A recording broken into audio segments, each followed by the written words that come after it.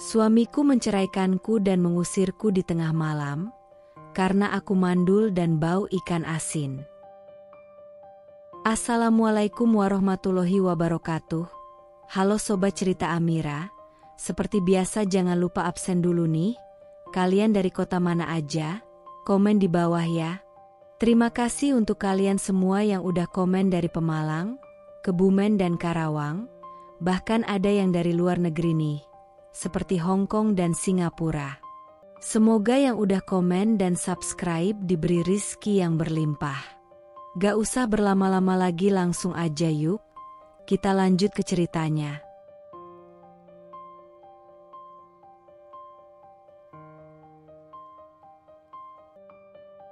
Malam itu, langit seolah menyimpan duka. Hujan turun deras tanpa jeda, seperti mengguyur dunia dengan kesedihan yang tak bisa dijelaskan kata. Di dalam rumah yang mulai dingin dan sepi, aku berdiri di dapur kecil yang kusut. Tanganku usap dengan lap seadanya setelah mencuci piring terakhir. Harumnya sabun masih menempel di jemari, tapi tak mampu mengalahkan bau amis dari hari yang melelahkan. Aku menoleh sebentar ke arah pintu kamar. Sepi. Tak ada suara dari Arman sejak sore tadi. Kupikir, mungkin dia sedang lelah. Mungkin dia sedang butuh waktu sendiri. Aku tak ingin mengganggu. Tiba-tiba, brak, suara pintu utama dibanting dengan keras menggema hingga ke jantung rumah. Aku terlonjak.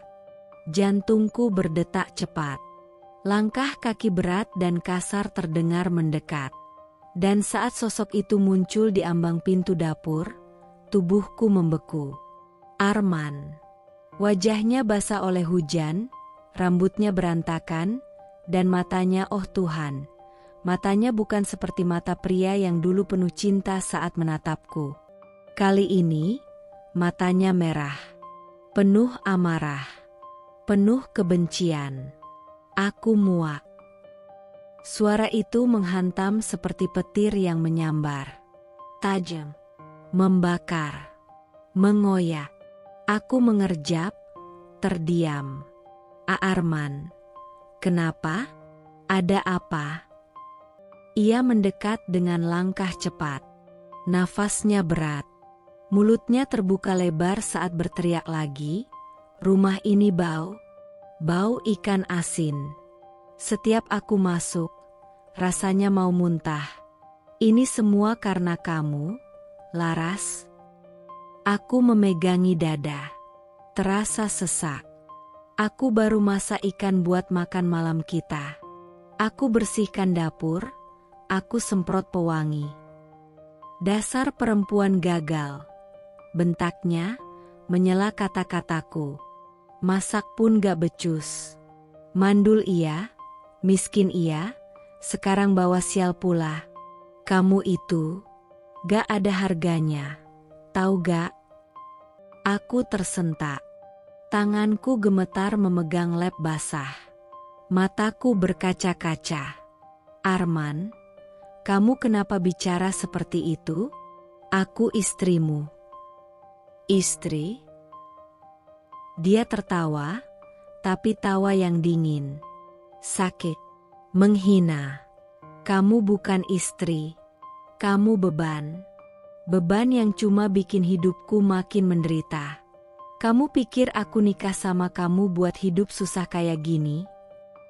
Aku melangkah mundur. Setiap kalimatnya seperti cambuk yang mencabik harga diriku. Arman, aku setia. Aku gak pernah ninggalin kamu. Aku kerja keras di rumah ini. Aku cinta kamu. Cinta? Jangan bilang-bilang cinta, Laras. Cinta kamu itu murahan. Kamu pikir cinta bisa bikin aku kaya? Bisa bikin aku punya anak?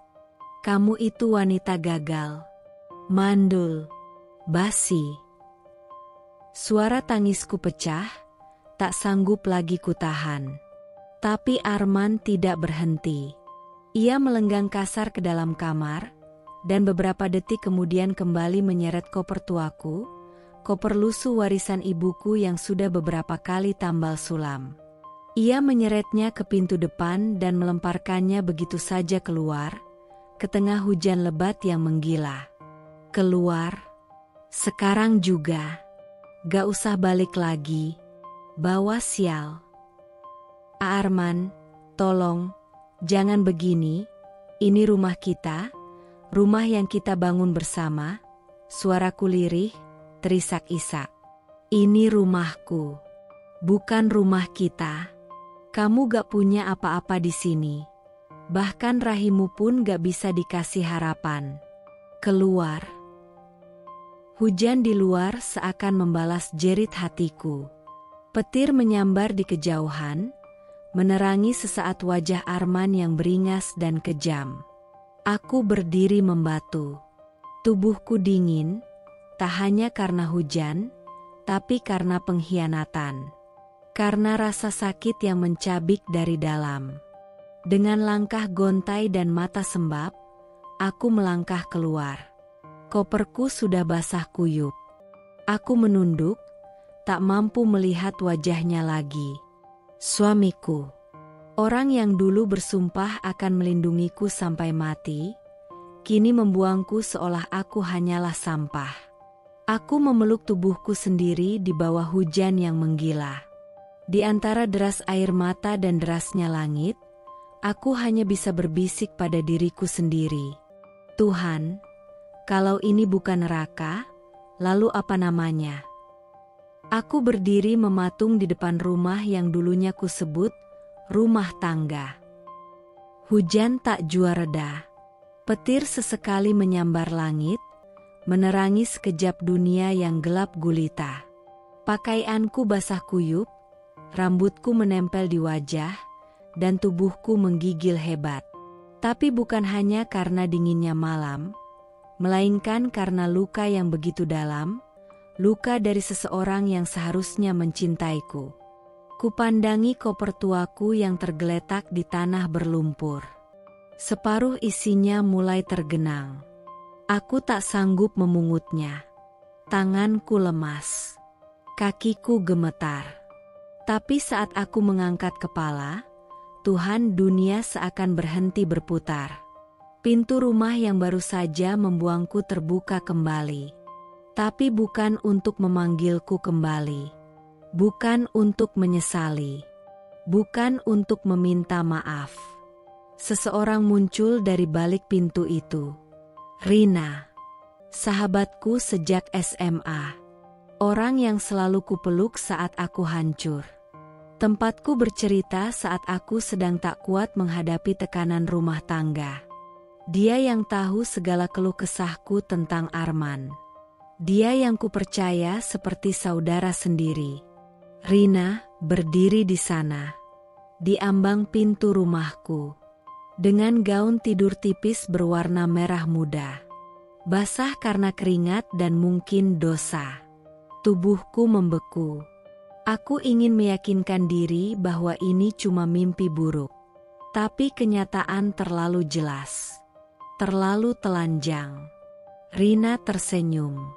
Sebuah senyum yang tak pernah kulihat sebelumnya. Bukan senyum sahabat. Tapi senyum wanita yang merasa menang. Tanpa ragu, ia melangkah dari belakang Arman, lalu memeluk pinggang suamiku, mantan suamiku, dari belakang. Lengannya yang ramping melingkar manja di tubuh pria yang baru saja menghancurkan hidupku. Dan seolah tak cukup menyayat hati, Arman membalikkan badan, menatapnya, lalu mencium bibirnya. Di depan mataku, di bawah hujan, di atas luka hatiku, aku tak bisa bernapas. Seakan ada tali tak kasat mata yang menjerat leherku. Aku ingin berteriak, tapi suara tertahan di tenggorokan. Ingin berlari, tapi kakiku tertancap di tanah becek seperti diikat rantai takdir. Rina, bisikku lirih, lebih pada diriku sendiri daripada kepada mereka. Rina menoleh padaku dengan angkuh, lalu melangkah keluar. Hujan mengguyur wajahnya yang penuh riasan. Tapi air langit pun tak bisa menghapus senyum puasnya. "Maaf ya," katanya pelan, tapi tajam. "Rin lebih wangi dan yang paling penting, Rin bisa kasih keturunan buat Arman." 2 kali hancur. Pertama, dihina suami sendiri. Kedua, dikhianati oleh perempuan yang paling aku percaya. Air mataku pecah lagi. Tak bisa kutahan. Mulutku gemetar. "Kenapa, Rin?" "Aku cerita semua tentang rumah tanggaku ke kamu. Aku curhat, aku nangis di pundak kamu. Kamu peluk aku, tapi ternyata kamu peluk aku sambil menunggu waktumu menikam dari belakang." Dia hanya tertawa. Tawa rendah dan sinis. "Aku kasihan sama kamu, Las, beneran. Tapi kasihan itu beda sama cinta. Dan Arman, dia butuh wanita yang utuh. Bukan bangkai yang gak bisa kasih anak." Aku terjerembab ke tanah. Hujan mencampur air mataku. Lumpur menempel di baju dan tubuhku. Tapi yang paling kotor bukan aku, melainkan mereka yang berdiri di ambang pintu, memeluk kehinaan tanpa rasa bersalah. "Kalian gak akan bahagia? Tuhan gak tidur."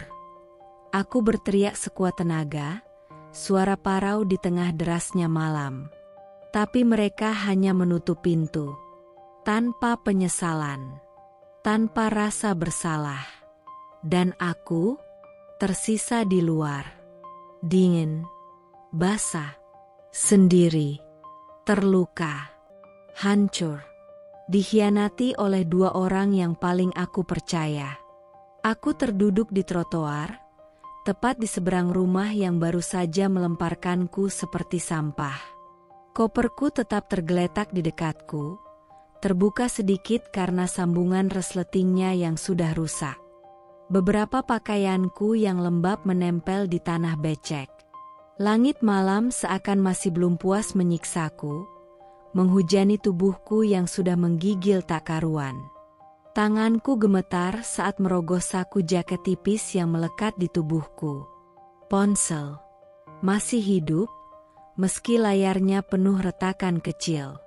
Air mataku memburamkan pandanganku saat aku membuka daftar kontak. Satu-satunya harapan yang tersisa, keluargaku. Kutekan nama mama. Tut, tut. Tak diangkat. Kucoba lagi. Tut, tut. Masih tak diangkat. Kusentuh nama ayah, meski hubungan kami akhir-akhir ini memang agak renggang. Tut. Tak ada jawaban. Aku mulai panik. Air mataku makin deras, menyatu dengan hujan. Rasanya seperti ditolak oleh dunia. Aku mencoba menghubungi Alia, sahabat kuliah yang dulu bersumpah akan selalu ada buatku. Tapi, maaf, nomor yang Anda tuju sedang tidak dapat dihubungi. Kupencet nama Dina, Reva, Tia, satu persatu, semua sahabat, teman lama, grup arisan, bahkan ibu-ibu komplek yang dulu sering memuji masakanku. Tapi, tak ada yang mengangkat. Atau mereka mengangkat, tapi hanya untuk memberi luka baru. Laras? Duh, aku gak mau ikut campur ya. Ini masalah rumah tangga. Kamu sih, terlalu diam, gak bisa jaga suami. Pantas aja diambil orang. Rina tuh baik banget. Las, dia cantik, sukses. Mungkin Arman memang lebih cocok sama dia. Perkataannya menusuk, lebih tajam dari pisau. Bahkan orang-orang yang dulu duduk bersamaku, tertawa bersamaku, menyantap makan malam di mejaku, sekarang menudingku sebagai penyebab semuanya. Mereka memilih berdiri di sisi Rina. Karena Rina cantik, kaya, punya koneksi, dan selalu tahu bagaimana cara membuat semua orang menyukainya. Aku, Aku hanya Laras, istri yang dituduh mandul. Perempuan sederhana yang memilih tinggal di rumah dan berjuang dalam diam. Aku tak punya panggung, tak punya sorotan, tak punya kekuatan. Dan malam itu, untuk pertama kalinya dalam hidupku, aku merasakan apa artinya benar-benar sendiri. Kututup ponsel dengan tangan gemetar. Nafasku memburu. Dunia seperti menertawakanku. Bahkan suara hujan pun terdengar seperti ejekan. Aku menarik lutut ke dada, memeluk diriku sendiri, berharap tubuh ini bisa memberi sedikit rasa hangat yang sudah dirampas oleh pengkhianatan dan penolakan. Apa aku sebegitu tidak berharganya? Bisikku pada diri sendiri, pada malam, pada Tuhan yang rasanya jauh sekali malam itu. Tak ada pelukan, tak ada telinga yang mau mendengar, tak ada tangan yang terulur untuk membela. Semua diam, semua menontonku hancur, tanpa satupun yang peduli untuk bertanya, "Laras, kamu baik-baik saja?" Langit masih mengguyur bumi dengan amarahnya yang tak ada habis.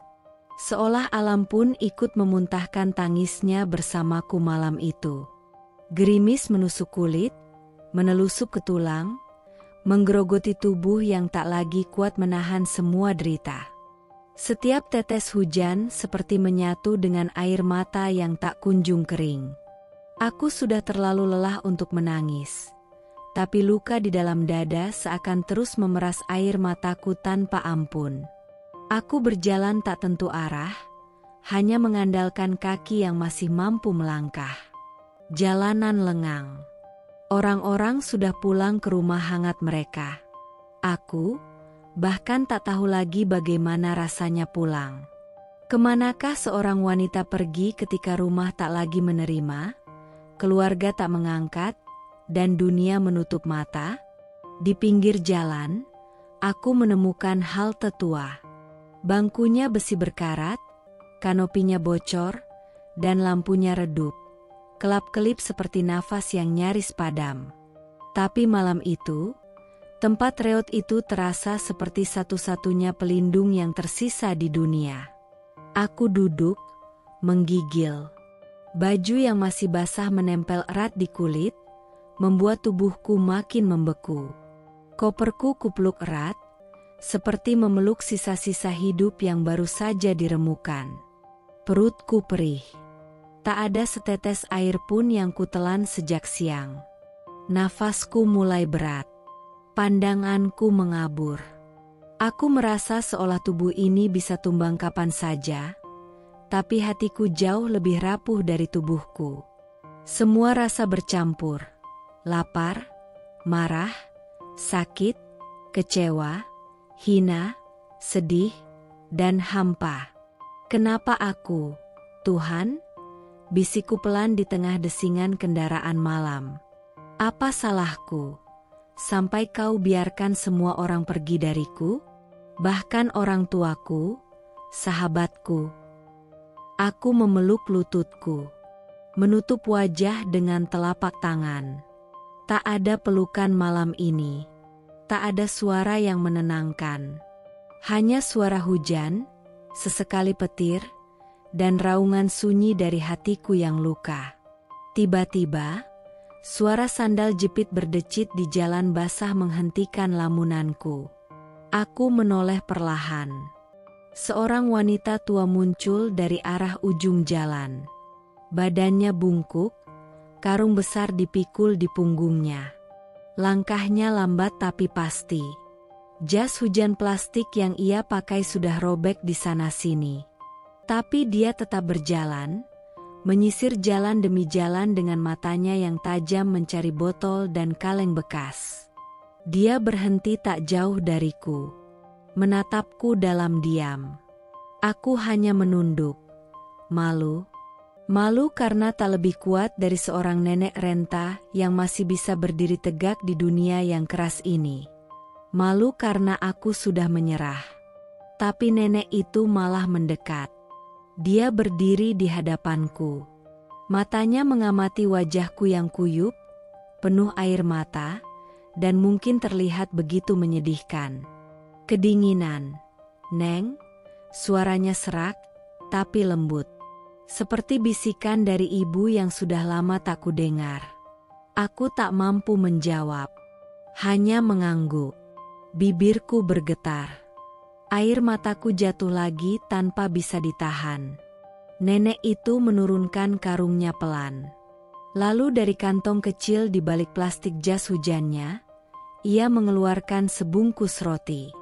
"Ini," katanya sambil menyodorkannya padaku.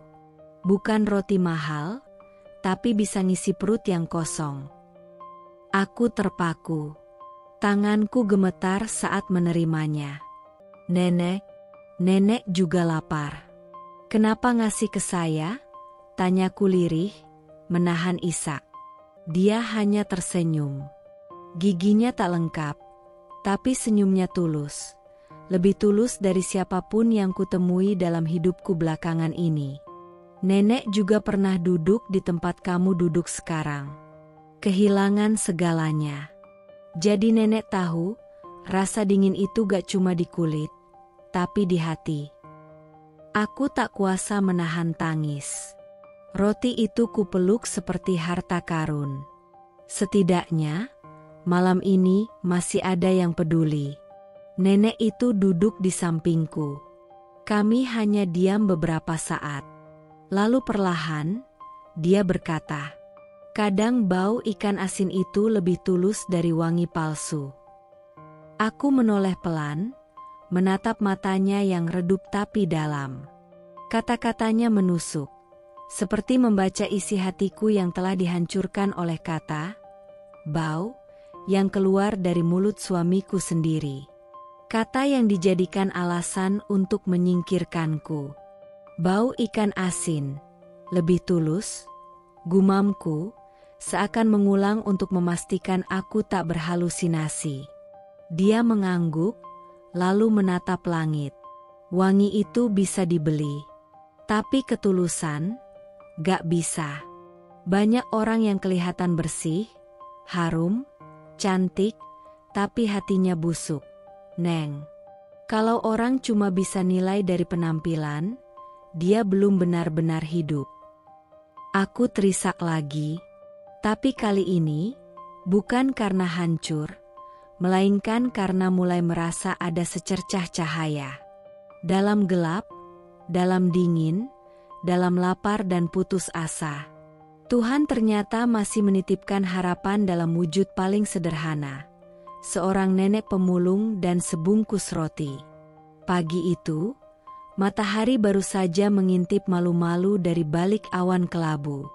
Udara masih lembab dari sisa hujan semalam, dan tubuhku masih menggigil meski kini tidak lagi karena dingin cuaca, melainkan dingin nasib.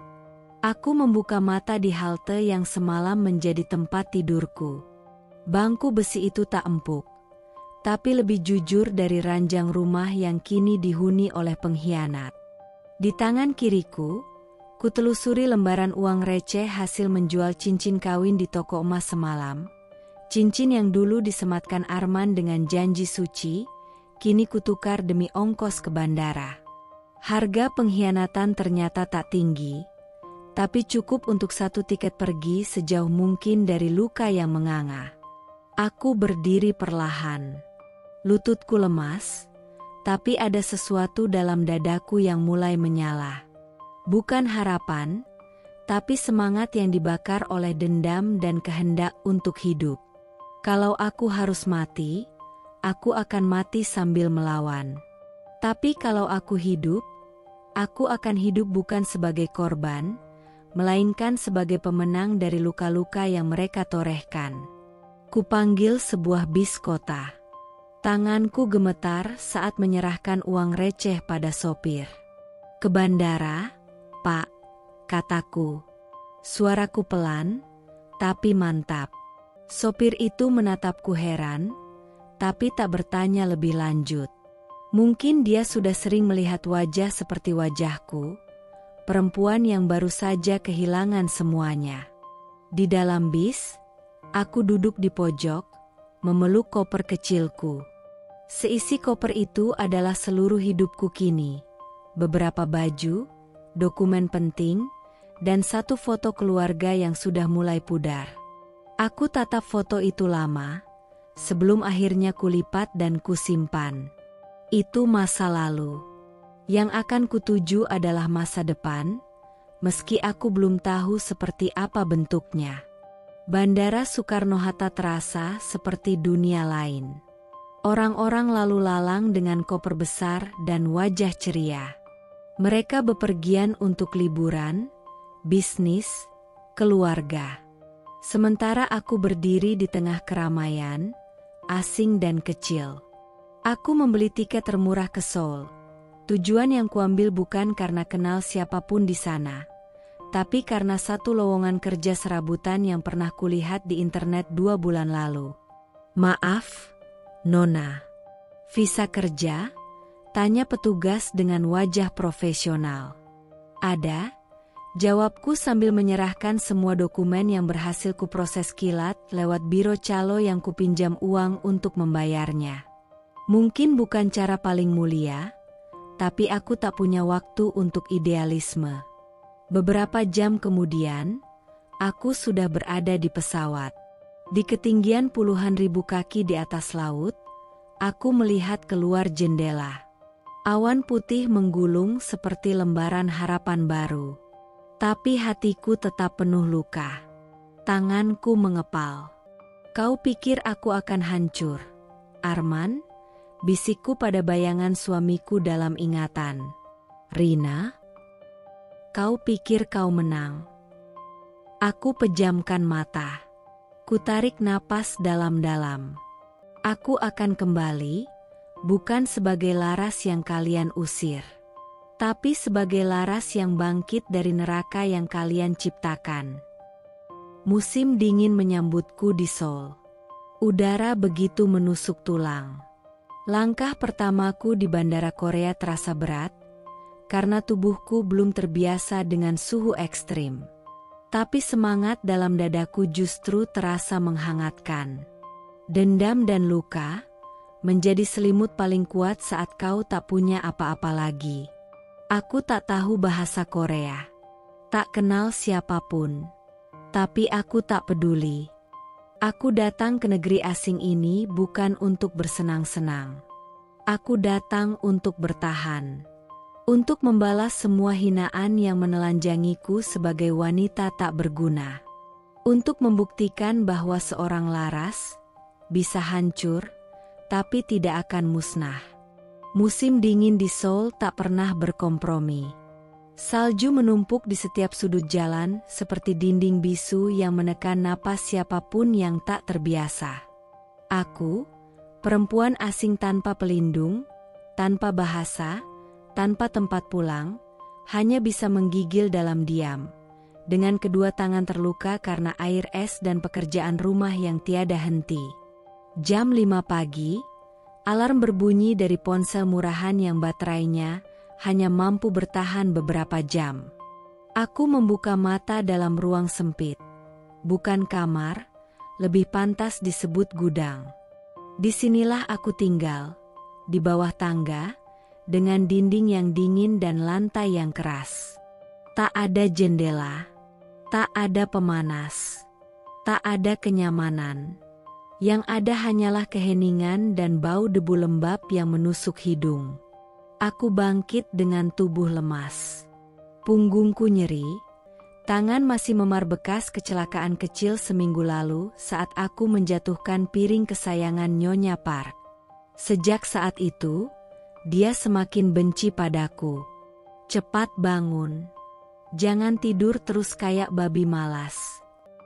Teriakan itu membahana sebelum aku sempat keluar dari kamar. Suaranya tajam seperti cambuk yang menyayat harga diri. Aku buru-buru keluar dengan kepala tertunduk. "Iya, Nyonya, maaf. Saya terlambat 2 menit. 2 menit itu cukup untuk bikin rumah ini berantakan. Kau pikir aku bayar kau untuk tidur dan makan saja? Hah? Tidak. Nyonya, saya akan bersihkan sekarang. Tangannya menunjuk dapur yang kotor. Sisa pesta malam tadi, botol anggur, piring menumpuk, remah-remah kue, dan noda saus di mana-mana. Sementara semua orang tidur nyenyak setelah bersenang-senang, aku adalah bayangan yang harus memastikan semuanya kembali sempurna. Aku bekerja tanpa suara. Menyapu, mengepel, mencuci, menyikat.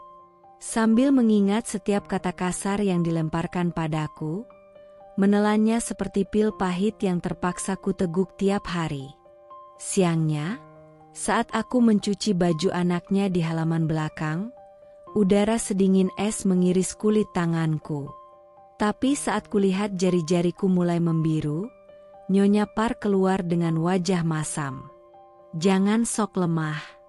Dulu nenek moyangku nyuci pakai air sungai di musim dingin. Masa kamu baru kena air sedikit udah seperti mau mati? Dasar kampungan. Aku menggigit bibirku. Menahan suara. Menahan rasa. Karena aku tahu, berteriak saat kau tak punya kuasa, hanya akan membuatmu makin diinjak. Tapi malam hari, itu adalah waktuku. Setelah semua tertidur, aku kembali ke kamar sempitku, memeluk tubuhku sendiri. Dengan senter dari ponsel yang nyaris mati, aku membuka buku catatan kecil. Di dalamnya tertulis kata-kata Korea yang kupelajari satu persatu. Annyeonghaseyo, J Ireumoun laras imnida. Suaraku bergetar saat mengucapkannya. Tapi kuucapkan terus, berulang-ulang. Kata demi kata, kalimat demi kalimat. Meskipun mulutku kaku, hatiku menyala. Kupasang earphone. Di telingaku terdengar suara dari video belajar bahasa, pelafalan, percakapan dasar, angka, ekspresi emosi. Aku menyimak, mencatat, dan mengulang. Di saat dunia tidur, aku membangun jembatan menuju masa depan yang tak bisa mereka curi dariku. Sambil belajar, aku menatap dompet kecil di samping tempat tidur. Di dalamnya, uang tabunganku. Hasil kerja keras yang kutahan dari rasa lapar. Setiap lembar won adalah bukti aku bertahan. Setiap receh adalah bisikan kecil, Laras, kamu belum kalah. Lalu, seperti malam-malam sebelumnya, aku menatap langit-langit dengan mata yang berkaca-kaca. Air mata tak bisa dibendung. Tapi kali ini bukan karena lemah, melainkan karena semangat yang terlalu besar untuk dikurung dalam tubuh yang sudah lelah. Tunggu aku, bisikku ke dalam kegelapan. Suatu hari, aku akan keluar dari rumah ini. Aku akan bicara bahasa mereka. Aku akan berjalan dengan kepala tegak, dan mereka akan lihat, perempuan yang mereka rendahkan adalah perempuan yang tak bisa dihancurkan. Hari itu, suhu turun lebih rendah dari biasanya. Angin dingin yang memancar dari pegunungan menembus jaket tipis yang kubeli dengan uang terakhirku. Aku baru saja selesai menyapu halaman belakang rumah majikanku saat terdengar suara keras dari dalam rumah.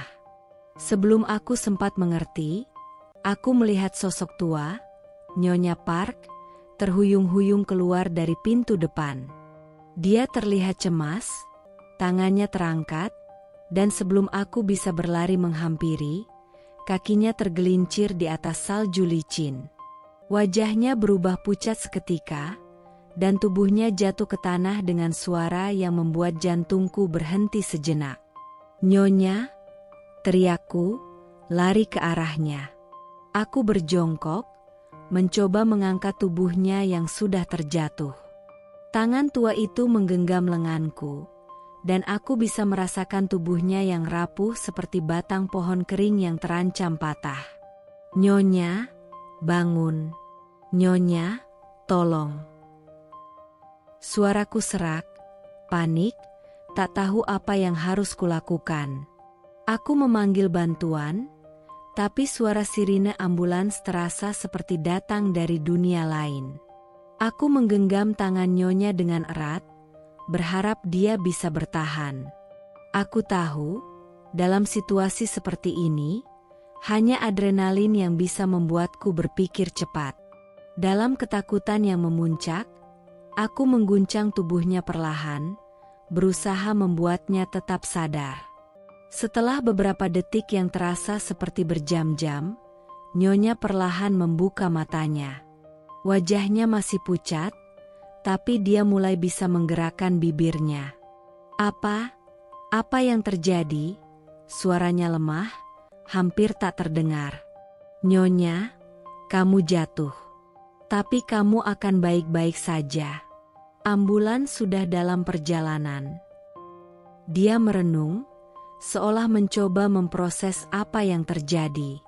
Setelah beberapa saat, dia menatapku tajam, dan aku melihat kilatan yang tak bisa kuartikan di matanya.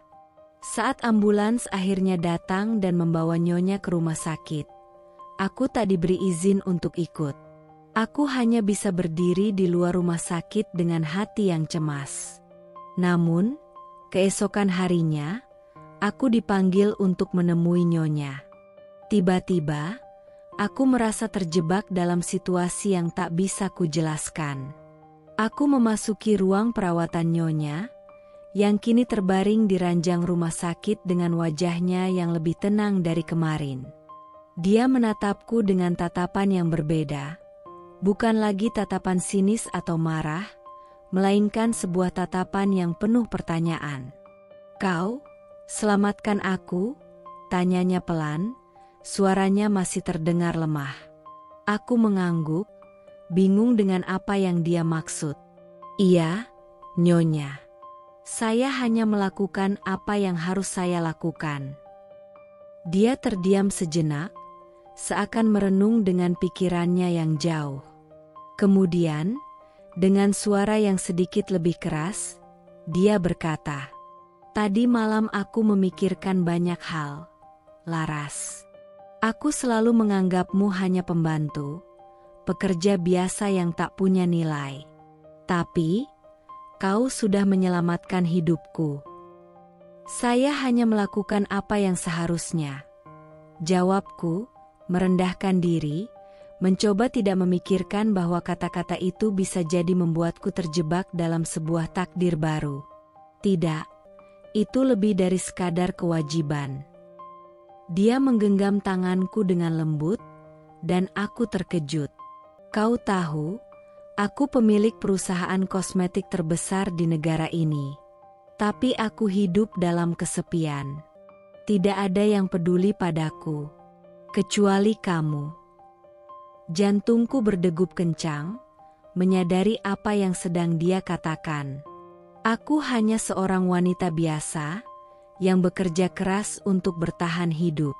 Namun, sekarang Nyonya Park, perempuan kaya dan berkuasa, memperhatikanku. "Laras," suaranya berubah lembut, tapi ada kekuatan di dalamnya. "Aku ingin kau bekerja lebih dekat denganku. Aku akan mengangkatmu menjadi asisten pribadi. Tapi, Nyonya, saya hanya seorang pembantu rumah tangga." "Saya? Tidak bisa?" Aku merasa kaget, tak percaya dengan apa yang baru saja dia katakan. "Kau tidak mengerti, Laras. Aku melihat sesuatu dalam dirimu. Kekuatan yang tak banyak orang miliki. Kekuatan untuk bertahan hidup. Kekuatan untuk melawan ketidakadilan, meski dunia ini menentangmu. Aku ingin seseorang yang memiliki semangat itu." Aku menundukkan kepala, menahan air mata yang hampir menetes. Aku tak pernah membayangkan bahwa semua penderitaan yang kurasakan, semua hinaan, kerja keras, dan air mata yang kupendam, akan mengarah pada kesempatan seperti ini.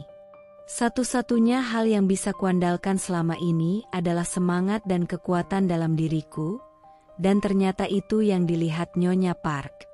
Aku terdiam sejenak, mencoba memahami perubahan drastis dalam hidupku. Dari seorang pembantu yang tak dihiraukan, kini aku diberi kesempatan untuk berada di tempat yang lebih tinggi, tempat yang bisa membawaku lebih dekat ke kehidupan yang lebih baik. Aku akan terima, Nyonya, jawabku akhirnya, dengan suara yang tegas. Saya akan buktikan bahwa saya bisa lebih dari yang mereka kira. Dia tersenyum tipis, dan aku bisa melihat ada rasa hormat dalam pandangannya yang biasanya begitu tajam dan menghakimi. Aku tahu, Laras. Aku tahu. Sejak Nyonya Park mengangkatku menjadi asisten pribadinya, hidupku berubah drastis. Setiap hari, aku tidak lagi hanya berkutat dengan pekerjaan rumah tangga yang melelahkan. Kini, aku berada di dunia yang sangat berbeda. Dunia penuh kesempatan dan tantangan yang tak pernah aku bayangkan sebelumnya. Namun, kesempatan itu bukan tanpa harga. Aku harus belajar untuk bertransformasi, tidak hanya dalam penampilan, tapi juga dalam cara berpikir dan menjalani hidup.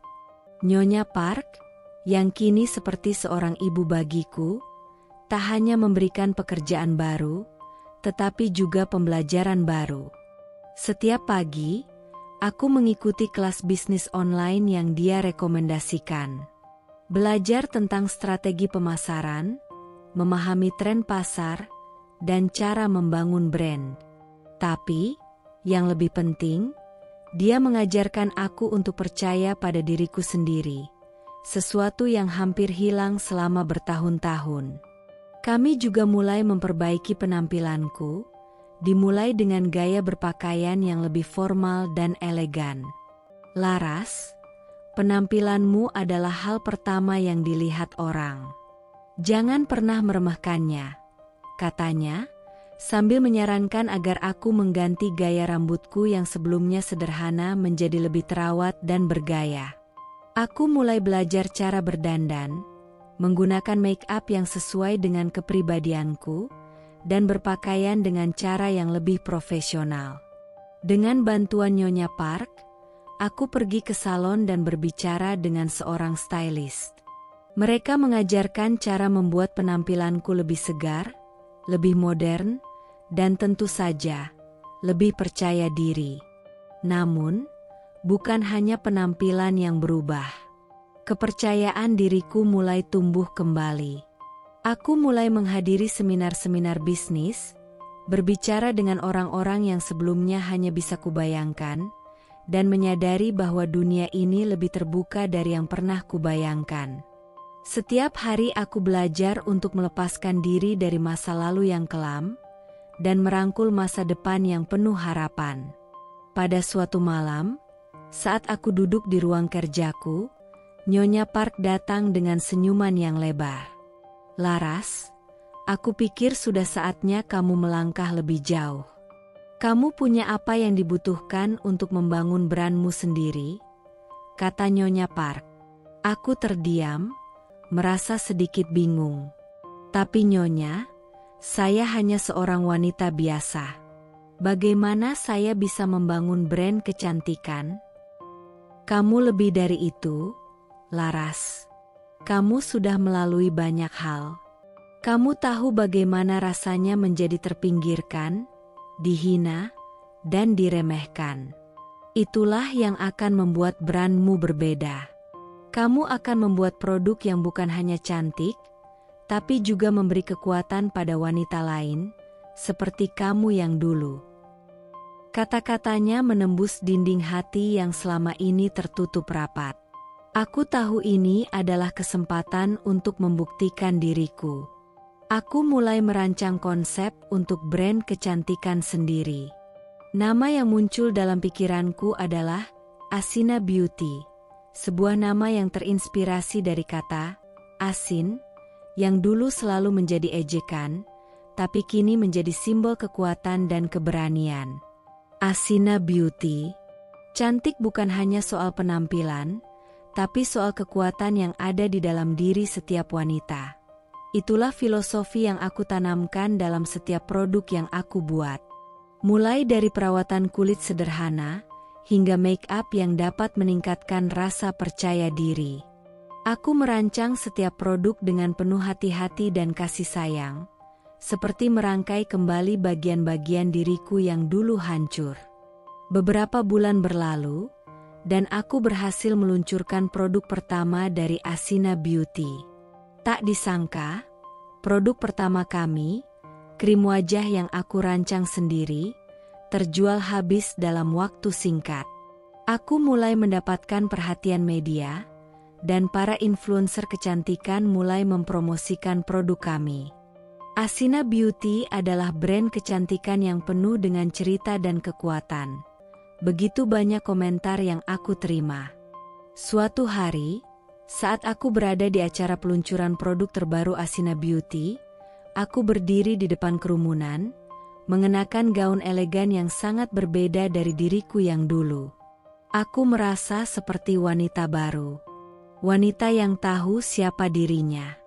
Wanita yang tak lagi dihina, tetapi dihormati.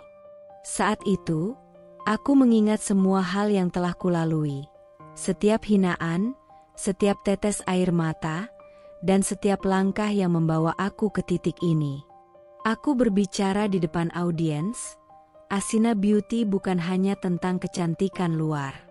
Ini adalah tentang bagaimana kita bisa bangkit, menemukan kekuatan dalam diri kita, dan menjadi versi terbaik dari diri kita sendiri. Saya tahu rasanya dipandang sebelah mata, merasa tidak cukup, tapi saya juga tahu bahwa kita semua memiliki kekuatan untuk berubah. Aku menatap wajah-wajah yang penuh harapan, penuh rasa ingin tahu, dan aku merasa sangat berterima kasih karena aku tidak hanya berhasil membangun sebuah brand, tetapi juga berhasil membangun diriku kembali. 6 tahun. Waktu yang cukup panjang untuk mengubur segala rasa sakit, menghapus kenangan buruk, dan membangun kehidupan baru. 6 tahun yang membawa aku dari seorang wanita yang dihina dan dilupakan, menjadi sosok yang kini bisa berdiri dengan kepala tegak. Seorang wanita yang sukses, kaya, dan penuh dengan tekad. Aku kembali ke tanah airku, dengan sebuah identitas yang sama sekali berbeda. Tidak lagi dengan baju lusuh, rambut acak-acakan, dan tubuh yang terbungkus lelah. Kini, aku mengenakan setelan jas elegan, sepatu hak tinggi yang berkilau, dan membawa koper Louis Vuitton yang mewah. Aku ditemani oleh seorang asisten pribadi yang selalu siap membantu, serta mobil mewah yang menunggu di luar bandara. Setiap detail perjalanan ini adalah simbol dari perjalanan panjangku menuju kebangkitan. Saat aku melangkah keluar dari terminal, udara panas kota familiar itu menyambutku. Rasanya, tidak ada yang berubah, namun aku tahu bahwa akulah yang telah berubah. Namun, ada satu hal yang mengganggu pikiranku. Rumah itu. Rumah yang pernah menjadi tempat tinggalku dulu. Rumah yang pernah mengusirku saat aku paling membutuhkan. Rumah yang kini aku lihat dari kejauhan, berdiri kokoh di ujung jalan. Aku tahu, meskipun aku sudah memiliki segalanya, keberhasilan, kemewahan, dan kekuatan, ada satu hal yang harus aku lakukan. Aku harus kembali ke sana. Aku mengarahkan mobil mewahku ke arah rumah itu. Setiap putaran roda yang menghantarkanku semakin dekat dengan rumah lamaku, semakin tajam pula perasaan campur aduk yang menggelora dalam dada. Semua kenangan, rasa sakit, dan penghinaan datang begitu saja, mengingatkan aku pada masa lalu yang hampir terlupakan. Tiba di depan rumah, aku berhenti sejenak. Rumah itu tetap seperti dulu. Besar, megah, tapi dingin dan tidak ada yang menyambut. Namun aku tahu, aku datang bukan untuk kembali mencari pengampunan, melainkan untuk menunjukkan bahwa aku sudah tidak lagi menjadi perempuan yang mereka remehkan. Aku turun dari mobil, dengan langkah penuh keyakinan. Setiap helaan napasku terasa lebih dalam, lebih sadar akan diri. Aku bukan lagi Laras yang dulu. Aku bukan lagi perempuan yang tak dihargai. Aku adalah Laras yang sekarang membawa nama dan usaha yang telah dibangun dengan darah dan air mata. Di depan pagar rumah itu, aku berdiri dengan asisten pribadi di sampingku. Aku melihat ada beberapa perubahan kecil pada rumah itu, mungkin karena pemilik baru. Aku tersenyum tipis. Aku tidak peduli siapa yang sekarang tinggal di sana. Yang penting, aku telah kembali dengan kekuatan yang tak bisa mereka rusak lagi. Aku menekan bel pintu rumah itu. Suara deringnya terdengar seperti gema dari masa lalu. Ketika pintu dibuka, yang muncul di sana adalah orang yang sama yang pernah memandangku dengan jijik, Arman. Suaminya. Mungkin dia tidak mengenaliku lagi, atau lebih tepatnya, dia tak berani mengenaliku. Laras? Suara Arman serak, hampir tak percaya. Kau? Apa yang kau lakukan di sini? Aku tersenyum penuh makna, dan membiarkan kehadiranku menjawab pertanyaannya. Aku kembali, Arman. Dengan cara yang berbeda. Aku membeli rumah tepat di sebelah rumah ini. Ucapanku terdengar tenang, meskipun sebenarnya ada kegemparan di dalam diriku. Aku ingin mengingatkan kalian semua, bahwa setiap perbuatan ada balasannya. Dia terdiam sejenak, seolah mencoba mengingat siapa aku, mencoba menyadari perubahanku. Namun, tatapan mata yang selama ini penuh dengan rasa jijik dan perasaan superior itu kini mulai pudar, tergantikan oleh ekspresi yang sulit aku baca. Laras, suaranya hampir berbisik, penuh rasa malu yang akhirnya datang terlambat. Kau memang berhasil. Aku hanya tersenyum, tapi senyumku kali ini bukan senyum kebencian. Itu adalah senyum kemenangan. Kemenangan yang tidak perlu aku buktikan lagi, karena dunia sudah melihatnya. Aku melangkah pergi, melewati Arman dengan langkah yang mantap. Setiap langkah yang kulewati di depan rumah itu, adalah langkah menuju kebebasan yang telah lama kudambakan. Aku tak perlu menjelaskan lagi siapa aku atau apa yang telah kucapai. Semua itu sudah bisa dilihat dengan jelas oleh mata dunia. Aku bukan hanya Laras yang dulu mereka hinakan, aku adalah Laras yang kini berdiri di atas kakinya sendiri, memegang kendali atas masa depannya. Aku berhenti sejenak dan menoleh sekali lagi ke rumah yang pernah menjadi simbol dari penderitaanku. Kau lihat, Arman? Ini aku, wanita yang mereka anggap tidak lebih dari sekadar pelayan. Tapi lihat sekarang, aku adalah pengusaha sukses. Aku punya nama, punya kekuatan, dan aku akan terus maju. Dengan itu, aku melangkah pergi. Aku tidak membutuhkan pengakuan atau permintaan maaf. Aku sudah menemukan kedamaian dalam diriku. Aku sudah menang. Setelah 6 tahun berlalu, aku merasa hidupku sudah jauh di luar jangkauan mereka. Di luar jangkauan dunia yang pernah menjelek-jelekan dan merendahkanku. Namun, kehidupan memiliki cara yang aneh untuk mempertemukan kembali jalan yang terpisah. Aku mendengar kabar tentang Arman, tentang kejatuhannya yang begitu dramatis, dan meskipun aku tahu ini adalah balasan yang adil untuk semua yang telah dia lakukan padaku, ada rasa yang sulit aku jelaskan. Usahanya yang dulu begitu sukses, penuh dengan kilau, kini mulai runtuh.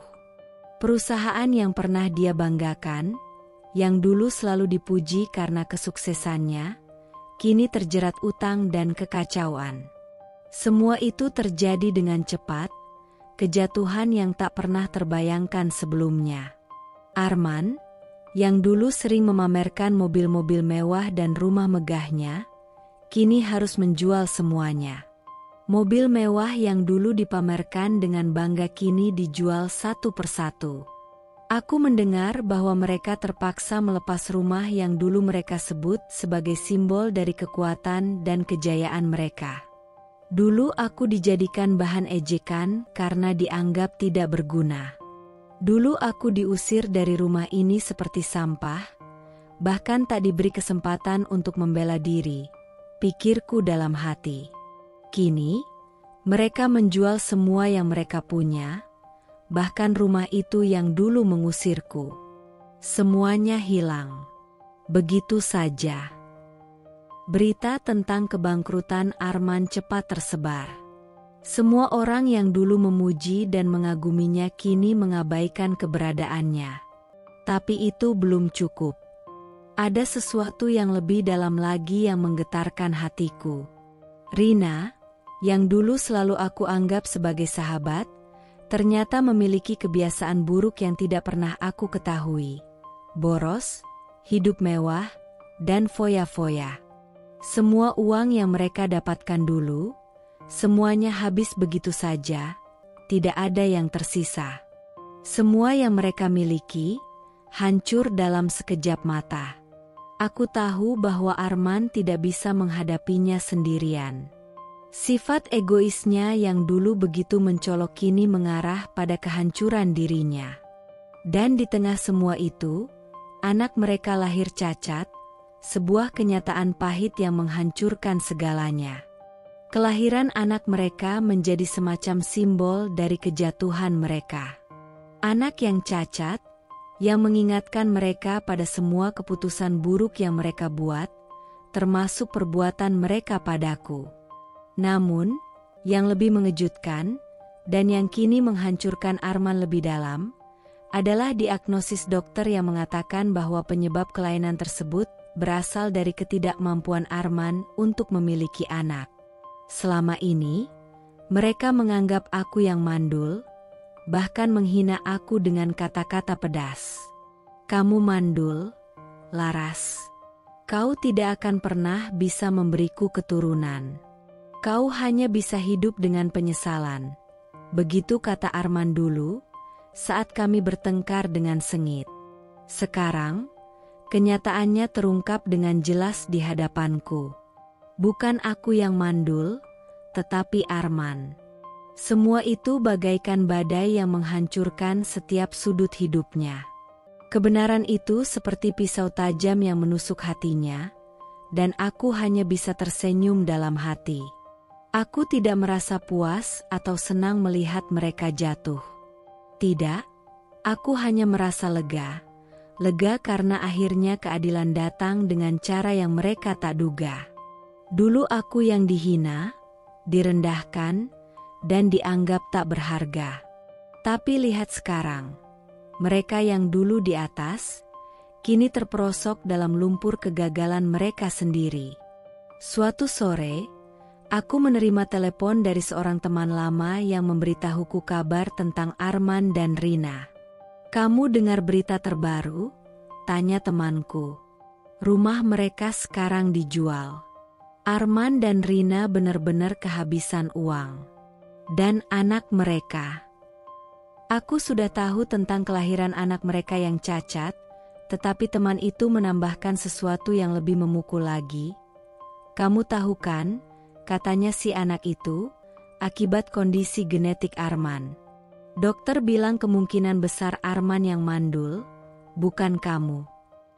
Aku terdiam sejenak, napasku serasa tercekat. Ternyata, selama ini, aku hanya menjadi kambing hitam untuk kesalahan mereka. Semua yang mereka lontarkan padaku, semua hinaan, semua cemoohan tentang aku yang mandul, terbukti salah. Arman yang sebenarnya mandul, dan aku sehat, aku baik-baik saja. Aku hanya diberi kesempatan untuk hidup lagi, dan kini aku tahu siapa yang sebenarnya tak punya harapan. Aku tak pernah membayangkan akan melihat kejatuhan mereka seperti ini. Namun, setelah aku merenung, aku merasa tidak ada rasa kebencian atau amarah yang mendalam di dalam diriku. Aku tidak merasa puas dengan penderitaan mereka, karena apa yang aku inginkan bukanlah balas dendam, tetapi sebuah kehidupan yang jauh lebih baik dari semua kebohongan yang pernah mereka tanamkan padaku. Di sisi lain, aku tidak bisa menahan rasa iba yang datang begitu saja. Rina, sahabatku yang dulu selalu aku anggap dekat, ternyata terjerat dalam lingkaran kebiasaan buruknya. Aku tahu dia tidak akan pernah bisa keluar dari situasi ini tanpa bantuan. Tapi apakah aku harus menolongnya? Setelah semua yang dia lakukan padaku, apakah aku bisa merelakan semuanya dan memberi kesempatan kedua? Pada akhirnya, kejatuhan Arman dan Rina menjadi pelajaran bagi mereka dan juga bagi aku. Tidak ada yang bisa bertahan selamanya dalam kebohongan dan kedangkalan. Mereka mungkin memiliki segala kemewahan yang mereka inginkan dulu, tetapi itu tidak pernah cukup untuk membuat mereka bahagia. Semuanya bisa hilang dalam sekejap, dan apa yang tersisa hanyalah kenyataan yang harus mereka hadapi dengan penyesalan yang tak terhindarkan. Aku mengingatkan diriku lagi, aku sudah cukup kuat. Aku tidak lagi membutuhkan pengakuan atau permintaan maaf. Aku sudah menemukan kedamaian dalam diriku sendiri. Dan kini, aku siap untuk melangkah lebih jauh lagi. Hari itu, langit cerah, dan aku merasa seolah dunia menyambut langkahku dengan penuh kehangatan. Acara reuni SMA yang aku nanti-nantikan akhirnya tiba. Sekian tahun berlalu sejak terakhir kali aku bertemu teman-teman lamaku, dan aku tahu bahwa mereka pasti tidak akan mengenali aku. Tidak dengan penampilan ini, tidak dengan kehidupan yang sekarang aku miliki. Aku datang dengan mobil sport yang elegan, mengkilap, dan begitu mencolok. Setiap mata yang ada di sekitar itu, yang pernah mengenalku sebagai perempuan biasa dengan impian sederhana, kini menatapku dengan takjub. Seorang wanita yang dulunya dihina dan direndahkan, kini tampil sebagai simbol keberhasilan. Pintu mobilku buka, dan aku melangkah keluar dengan penuh percaya diri, mengenakan gaun yang anggun dan sepatu hak tinggi yang membuatku semakin tinggi dan tegas. Aku tak lagi larut dalam bayang-bayang masa lalu. Aku adalah Laras yang baru, Laras yang kuat, Laras yang tahu apa yang pantas aku dapatkan. Setelah menyapa beberapa teman lama, aku menuju ke dalam ruang acara. Senyum hangat dari mantan guru, yang dulu hanya melihatku sebagai siswa biasa, kini menghampiriku. Aku bisa melihat tatapan takjub di matanya, seperti dia baru saja menyaksikan metamorfosis yang luar biasa. Mereka tidak bisa menghindari rasa kagum pada keberhasilanku. Namun, di sudut ruangan, aku melihat mereka. Arman dan Rina. Mereka tampak seperti pasangan yang terbuang, tak lagi memiliki kilau dan kemewahan seperti dulu. Arman terlihat kusut, pakaiannya tidak lagi segar, dan wajahnya tampak letih.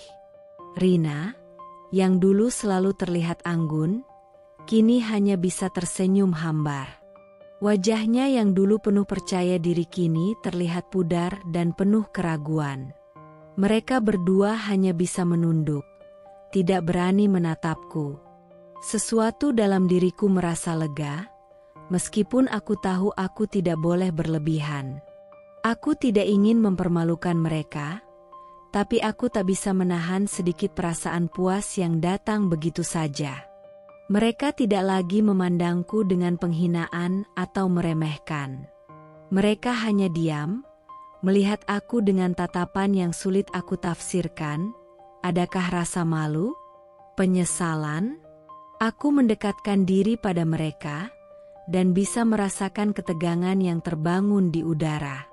Semua orang yang berada di sekitar kami terdiam, seakan menunggu apa yang akan terjadi. Dengan senyum yang tak bisa disembunyikan, aku membuka percakapan yang mungkin sedikit menyentil. Rina, kataku dengan nada santai namun tajam. Sekarang kamu kerja apa, Rin? Suara tawa yang sedikit tergagap keluar dari mulut Rina, namun tawa itu terasa kosong, seolah dia mencoba menutupi rasa malu yang begitu jelas di matanya. Ah, aku coba-coba bisnis kecil-kecilan. Sih, jawabnya dengan senyum yang dipaksakan. Tetapi aku bisa melihat jelas. Itu hanya topeng dari kegelisahan yang dia rasakan. Bisnis kecil-kecilan. Kata-kata itu terucap dengan begitu ringan. Namun aku tahu betul bahwa Rina hanya mencoba menutupi kenyataan pahit yang menimpanya, kehilangan kemewahan, kehilangan arah, dan mungkin kehilangan dirinya sendiri. Aku tak bisa menahan tawa kecil di dalam hatiku. Dulu, Rina selalu menganggap dirinya lebih baik dariku. Dia punya segalanya yang aku tidak punya, katanya. Mobil mewah, rumah besar, status sosial yang tinggi. Dan aku, hanya seorang perempuan biasa yang dipandang rendah. Namun kini, aku bisa melihat betapa hidup mengubah segalanya. Oh, bisnis kecil-kecilannya? Mungkin lebih baik kamu fokus saja pada apa yang kamu bisa lakukan sekarang. Bukankah itu yang lebih realistis? Aku menambahkan dengan nada lembut, namun tetap menancapkan pisau yang tajam di setiap kata. Tatapanku yang tenang langsung membekukan Rina di tempat. Wajahnya pucat, dan aku bisa melihat kerut di dahinya, kerut yang berasal dari kekhawatiran yang tak terucapkan. Arman yang berdiri di samping Rina hanya bisa diam, matanya menyeratkan rasa malu yang dalam. Dulu, dia yang begitu sombong, begitu yakin bahwa dunia ada di tangannya. Kini, dia hanya bisa menatapku, seolah tak bisa berkata-kata. Apa yang kau ingin katakan padaku sekarang, Arman? Apa yang bisa kau banggakan di hadapanku? Pikirku, meskipun aku hanya tersenyum dan mengalihkan pandanganku dengan santai. Ada keheningan sejenak. Beberapa orang yang berada di sekitar kami kini mulai berbisik. Aku bisa mendengar kata-kata mereka, penuh rasa takjub dan kagum pada penampilanku. Laras? Itu Laras? Dia yang dulu selalu dianggap tak punya masa depan? Tidak mungkin, mereka terperangah. Aku bisa merasakan mereka mengagumi bukan hanya penampilanku, tapi juga keberanian dan kekuatanku untuk bangkit. Rina dan Arman hanya bisa berdiam diri, terjebak dalam dunia mereka sendiri yang kini penuh dengan kepalsuan dan kehancuran. Kehidupan ini memang adil, kan? Pikirku dalam hati. Aku tak butuh balas dendam atau pembuktian lebih jauh. Kehidupan ini sudah memberi jawaban pada semuanya. Sekarang, mereka yang dulu merendahkan aku, kini hanya bisa diam dan menunduk malu. Pikirku sambil memalingkan wajahku dengan percaya diri, siap untuk melangkah lebih jauh. Di tengah keramaian itu, aku merasa seperti kemenangan telah sepenuhnya berada di tanganku. Laras, perempuan yang dulu dihina dan disingkirkan, kini berdiri tegak di atas kaki sendiri, tak tergoyahkan oleh apapun. Hari itu, aku baru saja selesai dengan rapat penting yang memutuskan beberapa hal besar untuk perusahaan. Semua berjalan lancar, dan aku merasa semakin percaya diri dengan segala pencapaian yang telah aku raih. Namun, begitu aku kembali ke ruanganku, telepon di mejaku berdering, mengganggu ketenangan yang barusan kurasakan. Nomor yang muncul di layar itu tidak asing bagiku. Rina. Aku terdiam sejenak. Rina, wanita yang dulu selalu merendahkan aku, yang sekarang pasti ingin datang dengan permintaan yang tak terbayangkan sebelumnya. Aku tahu betul apa yang dia mau.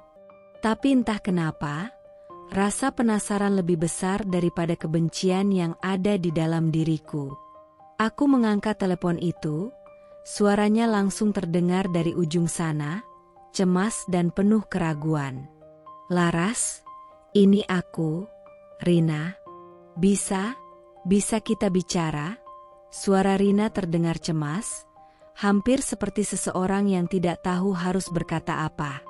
Ada kesedihan yang jelas terasa dalam suaranya, dan seketika aku teringat betapa dulu dia begitu percaya diri, begitu merasa di atas angin, jauh lebih baik dari siapapun. Aku menarik napas panjang, mencoba menenangkan diri sebelum menjawab. Ada apa, Rin? Jawabku singkat, mencoba menahan rasa tidak sabar.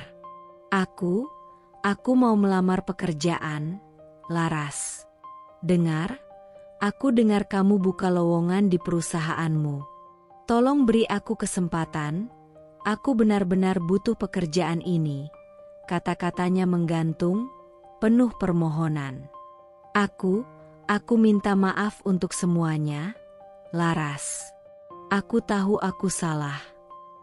Setiap kata yang keluar dari mulutnya terasa seperti beban yang berat. Rina yang dulu begitu angkuh, kini menyuarakan kata-kata yang penuh penyesalan. Aku tahu, dia sudah tidak bisa lagi menyembunyikan keterpurukannya. Aku diam sejenak. Kamu serius, Rin? Tanyaku, suara datar namun penuh makna. Aku tidak bisa menutupi perasaan terkejut yang tiba-tiba muncul. Kamu datang ke aku sekarang. Setelah semua yang terjadi, meminta pekerjaan? Setelah semua yang sudah kamu lakukan padaku? Aku bisa merasakan hati ini menegang, seperti ada beban yang menindih dadaku. Aku tahu aku salah, Laras. Aku tahu. Aku menyesal. Tolong beri aku kesempatan. Aku butuh pekerjaan ini, katanya. Kali ini suaranya lebih pelan, seperti memohon.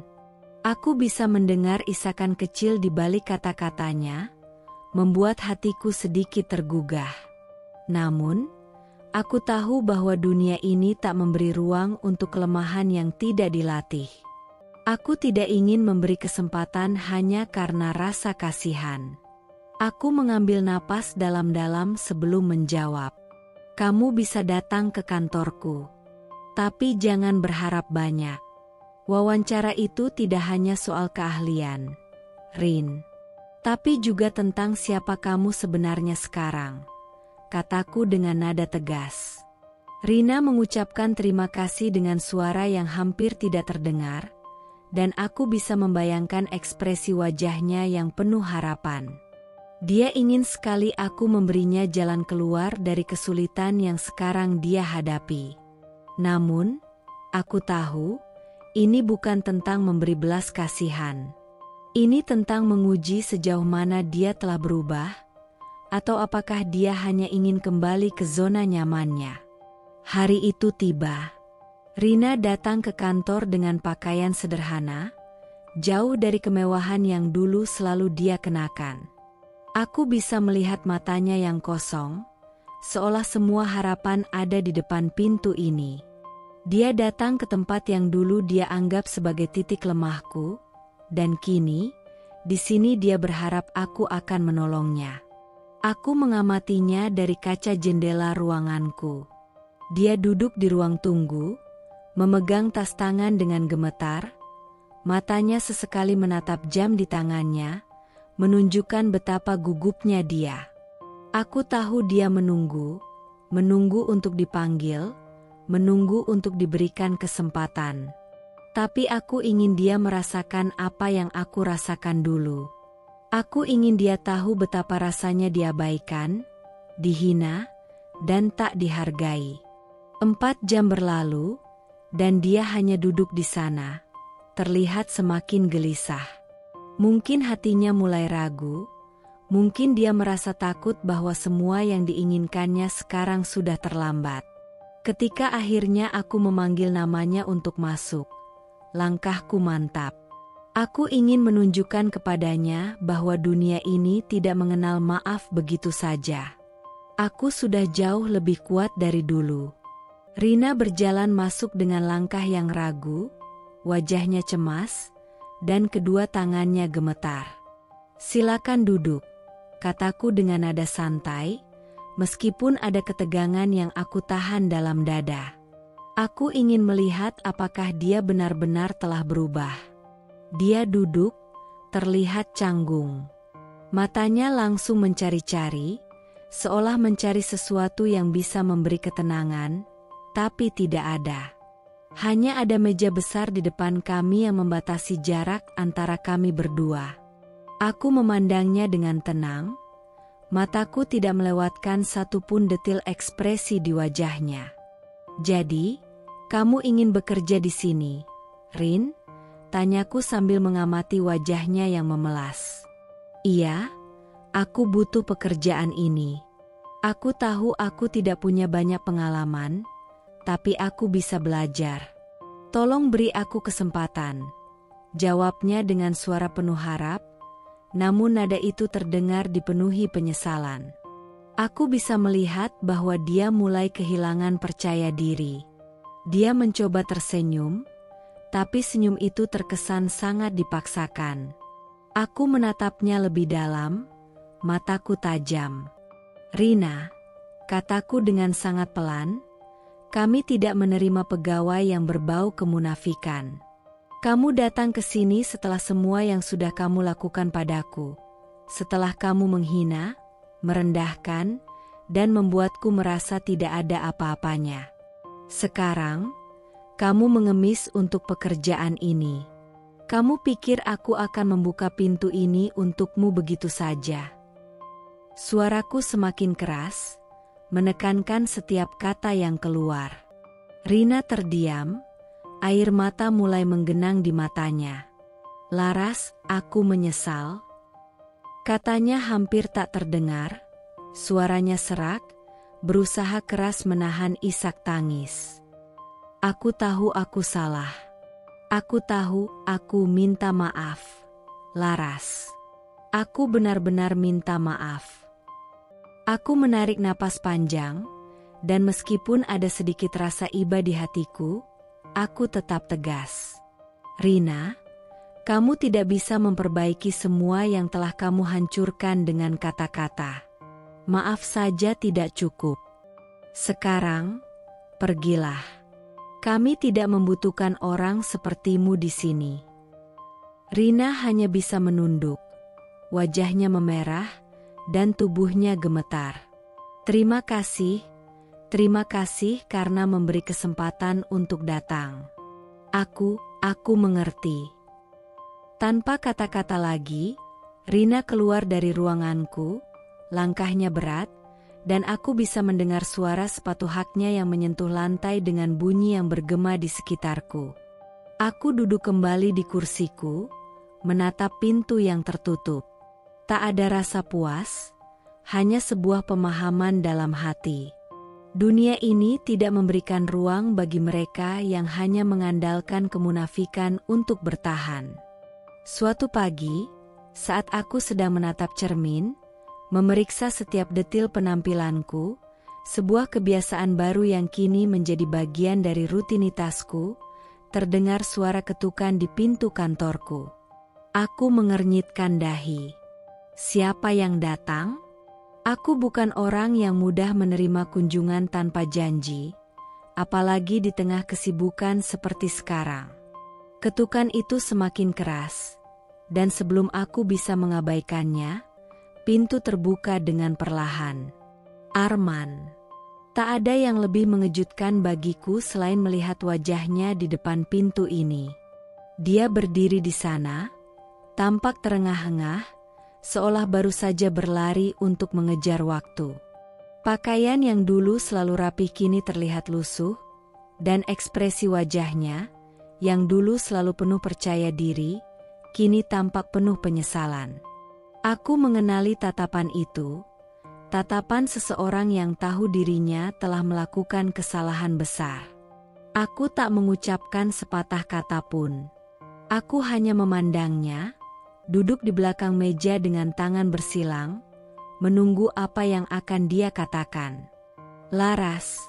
Suaranya pelan, cemas, seolah takut jika ia berbicara terlalu keras, aku akan mengusirnya lagi. Aku datang untuk meminta maaf. Aku tahu aku sudah membuat kesalahan besar. Tapi tolong, beri aku kesempatan. Aku sadar kamu adalah satu-satunya wanita baik yang pernah aku kenal. Aku mengerutkan alisku. Wanita baik? Seperti itu yang dia katakan setelah semua yang telah dia lakukan padaku? Apakah kata-kata itu benar-benar datang dari hatinya? Atau hanya sekadar usaha untuk kembali ke zona nyaman yang dulu dia miliki? Aku menatapnya lebih dalam, mencoba mengendalikan setiap perasaan yang mulai bangkit. Rasa marah yang dulu begitu menguasai diriku kini terasa berbeda. Lebih tenang, lebih terkontrol. Waktu telah memberiku kekuatan yang tak terduga. Kamu salah, Arman, kataku dengan suara yang tegas, tapi terkontrol. Kamu salah, bukan karena kamu datang ke sini sekarang, tapi karena kamu baru menyadari kesalahanmu setelah semuanya hancur. Aku beranjak dari kursiku dan berjalan mendekat ke jendela besar di ruangan ini. Apakah kamu tahu? Aku sudah lama memaafkanmu, Arman. Tapi itu bukan berarti aku bisa menerima kamu kembali. Tidak, aku sudah jauh melampaui itu.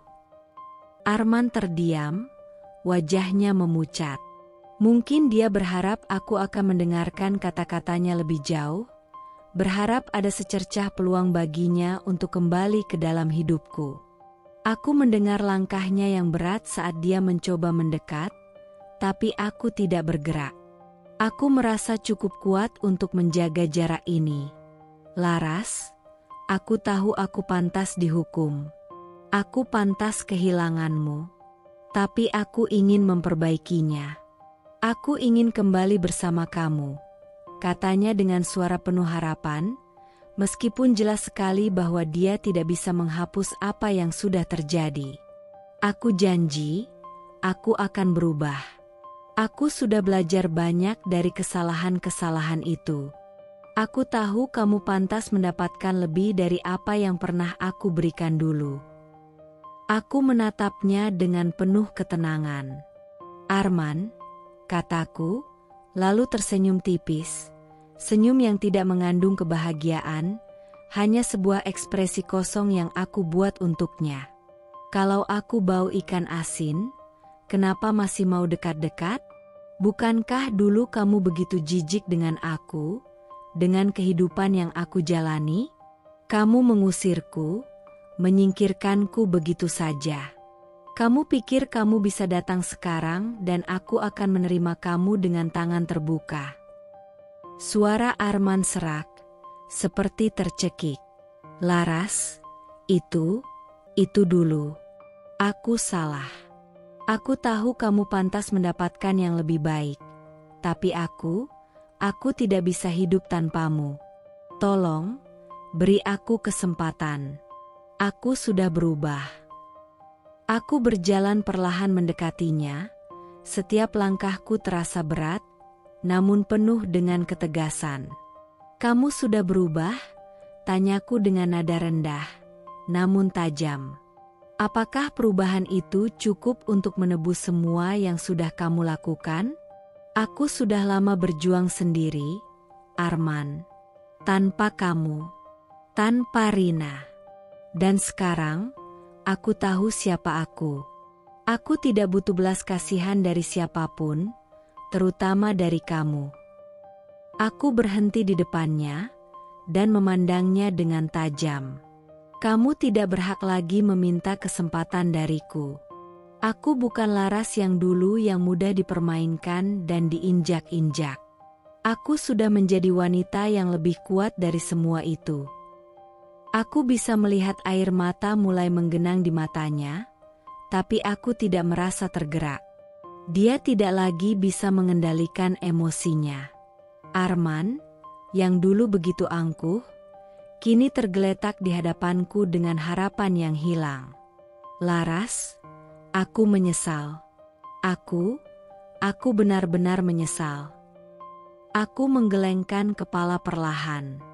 Kamu seharusnya menyesal sebelum semuanya berakhir. Tapi sekarang, semuanya sudah terlambat. Tidak ada yang bisa diperbaiki dengan penyesalan belaka. Aku menoleh dan berjalan kembali ke meja kerjaku, duduk dengan tenang, seolah tak ada lagi yang perlu dibicarakan. Kamu sudah pergi, Arman, dan sekarang, kamu harus belajar hidup dengan keputusanmu sendiri. Aku menatapnya untuk terakhir kalinya, tanpa rasa marah, hanya perasaan kosong yang mengisi hatiku. Aku sudah lebih kuat sekarang. Tidak ada lagi ruang untuk orang seperti dia dalam hidupku. Aku sedang duduk di ruang kantor, menikmati secangkir kopi panas, ketika mataku tanpa sengaja tertuju pada layar ponsel. Ada sebuah pesan yang masuk, dari teman lama yang kini jarang sekali aku hubungi. Pesan itu singkat, tapi cukup mengejutkan. Rina, dia sedang sangat terpuruk. Kehidupannya hancur. Arman meninggalkannya, anaknya sakit parah, dan mereka sekarang jualan di pinggir jalan. Bisnisnya bangkrut, dia depresi. Kamu harus tahu, Laras. Aku membaca pesan itu berulang kali, mencoba mencerna informasi yang baru saja aku terima. Rina, yang dulu selalu merasa dirinya lebih baik dari aku, kini berada di titik terendah dalam hidupnya. Sebuah senyum kecil terukir di wajahku, namun lebih banyak perasaan kosong yang memenuhi hatiku. Apakah ini yang dia dapatkan? Karma yang datang setelah semua pengkhianatannya terhadapku? Pikiranku melayang kembali ke masa lalu, saat Rina dan Arman menggenggam tangan mereka dengan bangga, selalu berada di atas angin, memandang rendah siapapun yang tidak seberuntung mereka. Aku, yang dulu dipermainkan, dipermalukan, dan dihina, kini menyaksikan mereka jatuh satu persatu. Aku tahu, karma itu datang. Tidak ada yang bisa lari dari keadilan alam. Segala perbuatan buruk yang mereka lakukan pasti ada balasannya. Tapi melihat Rina terjatuh, dengan hidup yang begitu hancur, membuatku merasa aneh, tak ada rasa puas. Hanya sebuah pemahaman yang dalam tentang kehidupan dan keadilan. Ini bukan kemenangan untukku. Hari itu, aku memutuskan untuk melihat keadaan mereka dengan mata kepala sendiri. Aku pergi ke pinggir jalan, tempat aku diberitahu bahwa mereka sekarang berjualan. Rina, yang dulu penuh dengan kebanggaan dan kemewahan, kini berdiri di bawah terik matahari, memegang nampan kecil berisi jajanan murah untuk dijual. Wajahnya tampak kusam, jauh dari kemewahan yang dulu selalu dia pakai. Rambutnya yang dulu terawat kini tampak kusut, dan pakaian yang dikenakannya terlihat kotor dan robek. Dia benar-benar berbeda. Anaknya yang dulu sehat, kini terbaring lemah di gendongannya. Anak kecil itu sering batuk, wajahnya pucat. Setiap kali Rina menatap anaknya, ada perasaan sakit yang terlihat jelas di matanya. Mungkin dia sadar bahwa dia telah gagal menjadi ibu yang baik, gagal menjaga keluarganya. Dan yang lebih menyakitkan, dia tahu bahwa semua ini adalah akibat dari pilihannya sendiri. Aku mendekat dengan langkah pelan, tidak ingin terlihat terlalu mendominasi, meskipun aku tahu aku datang dengan tujuan yang jelas. Melihat Rina dalam keadaan ini membuat perasaan hatiku bertentangan. Di satu sisi, aku ingin dia merasakan penderitaan yang selama ini aku rasakan, tapi di sisi lain, aku tahu bahwa hidup tidak bisa terus dipenuhi dengan kebencian. Ketika Rina melihatku, ekspresi wajahnya langsung berubah. Ada rasa terkejut, lalu cemas, dan akhirnya, sebuah senyum tipis yang penuh penyesalan muncul di wajahnya. Dia tahu bahwa aku sekarang lebih kuat dari sebelumnya. Aku yang dulu terhina, kini berdiri di hadapannya, jauh lebih baik dan lebih teguh. Laras. Suaranya hampir tidak terdengar, penuh keputusasaan. Aku tidak tahu harus mulai dari mana. Ada air mata yang mulai mengalir di pipinya, namun aku tidak merasa tergerak untuk menghiburnya. Dia sudah memilih jalan ini sendiri. Aku berdiri di sana, menatapnya dalam diam. Aku bisa merasakan keputusasaan yang meliputi dirinya, tapi juga ada sesuatu yang lebih dalam lagi. Itu adalah pelajaran tentang bagaimana hidup berjalan, tentang bagaimana kebohongan dan pengkhianatan bisa menghancurkan segalanya. Rina, kata-kataku terdengar datar, namun penuh makna. Aku tahu kamu sangat menderita sekarang. Tapi kamu harus tahu, ini bukan hanya tentang Arman yang meninggalkanmu atau anakmu yang sakit. Ini adalah karma. Semua yang kamu lakukan dulu, semua pengkhianatanmu, semuanya kembali kepadamu. Rina menunduk, wajahnya dipenuhi rasa malu yang mendalam. Aku tahu aku salah, Laras. Aku sudah terlalu banyak menyakiti orang. Aku tidak pernah berpikir seperti ini sebelumnya. Aku hanya, suaranya bergetar, tidak bisa melanjutkan kata-katanya. Kamu hanya apa? Tanyaku, dengan suara yang semakin tajam. Kamu hanya tidak peduli sampai karma itu datang. Tapi sekarang, kamu harus bertanggung jawab dengan semuanya. Aku memandang ke arah anaknya, yang masih lemah di gendongan Rina. Anakmu itu tidak bersalah. Rina, jangan jadikan dia sebagai alasanmu untuk terus terpuruk. Tapi kamu juga harus ingat, kehidupan tidak memberikan jalan keluar hanya karena kamu menyesal di detik terakhir. Rina hanya bisa terdiam. Matanya basah dengan air mata yang kini mengalir deras. Aku bisa merasakan betapa dalam rasa penyesalan yang ada dalam dirinya, tapi aku tahu, penyesalan saja tidak cukup. Dia telah memilih jalan yang salah, dan karma datang dengan keras. Aku berdiri untuk meninggalkan tempat itu, tidak merasa puas, hanya merasa bahwa kehidupan ini memang tak pernah bisa diprediksi. Arman, yang dulu begitu angkuh, kini tidak ada lagi di sampingnya. Mereka, yang dulu menghinaku, kini terjerat dalam perputaran hidup yang penuh penderitaan. Semoga kamu bisa belajar dari ini, Rina. Aku berkata dengan suara pelan, lebih kepada diriku sendiri. Semoga kamu bisa menemukan jalanmu sendiri, meskipun sudah terlambat. Hari itu, dunia yang aku kenal berubah. Aku duduk di ruang kerjaku yang elegan, dikelilingi oleh dekorasi modern dan suasana yang penuh dengan energi kreatif. Semua ini adalah hasil kerja kerasku. Dari titik terendah yang pernah kurasakan, aku bisa berdiri di sini, di puncak, menggapai mimpi-mimpi yang dulu terasa jauh dan tak terjangkau. Tapi ada sesuatu yang lebih besar yang membuat hariku semakin berharga. Aku baru saja melihat video yang diunggah di YouTube. Video yang mengubah segalanya. Sebuah video yang menceritakan kisahku, kisah perjalanan hidupku dari seorang wanita yang terbuang, yang dihina, menjadi pemilik brand kecantikan terkenal, Asina Beauty. Aku tidak pernah mengira bahwa kisah hidupku bisa begitu menyentuh hati banyak orang. Video itu dimulai dengan gambaran hitam putih. Aku yang berdiri di luar rumah, koper di tangan, dibiarkan begitu saja, terbuang tanpa ampun. Suara narator menggambarkan bagaimana aku dulu dibuang karena bau ikan asin, bagaimana aku dipandang rendah hanya karena keadaan. Tapi suara narator itu perlahan berubah. Kini, narator itu bercerita tentang bagaimana aku bangkit.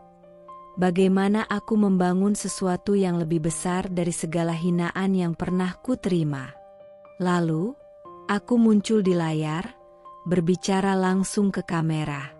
Dulu aku diusir karena bau ikan asin. Kini aku tunjukkan, yang penting bukan bau tubuh, tapi hati dan kerja keras. Aku menatap layar itu dengan penuh rasa haru. Setiap kata yang aku ucapkan, setiap kalimat yang aku lontarkan, bukan hanya sekadar kata-kata. Itu adalah perjalanan panjang dari darah, keringat, dan air mata. Saat video itu beredar, dampaknya luar biasa. Tidak hanya teman-teman lama yang mulai menghubungiku, tetapi banyak wanita dari berbagai latar belakang yang merasa terinspirasi oleh ceritaku. Mereka mulai mengirimkan pesan, memberikan komentar positif, mengungkapkan bagaimana kisahku memberi mereka harapan baru. Mereka merasa bahwa jika aku yang dulunya terbuang bisa bangkit, maka mereka juga bisa. Asina Beauty, yang dulu hanya sebuah impian kecil di benakku, kini menjadi simbol dari kekuatan wanita. Banyak wanita yang mulai membeli produk-produk dari brand ini, tidak hanya karena kualitasnya, tapi karena mereka merasa terhubung dengan cerita di baliknya. Mereka percaya bahwa ini adalah produk dari seseorang yang pernah merasakan kehancuran dan kemiskinan, tapi memilih untuk bangkit dan berjuang. Hari-hari berikutnya, aku menerima undangan wawancara dari berbagai media. Majalah kecantikan, talk show, bahkan beberapa influencer besar mulai membicarakan Asina Beauty. Mereka terpesona bukan hanya oleh kualitas produk, tetapi oleh kisahku yang begitu nyata, begitu menyentuh hati. Aku yang dulu hanya dikenal sebagai Laras, seorang wanita yang hina, kini menjadi seorang figur yang dihormati. Tapi, kesuksesan ini bukanlah sebuah hadiah tanpa ujian.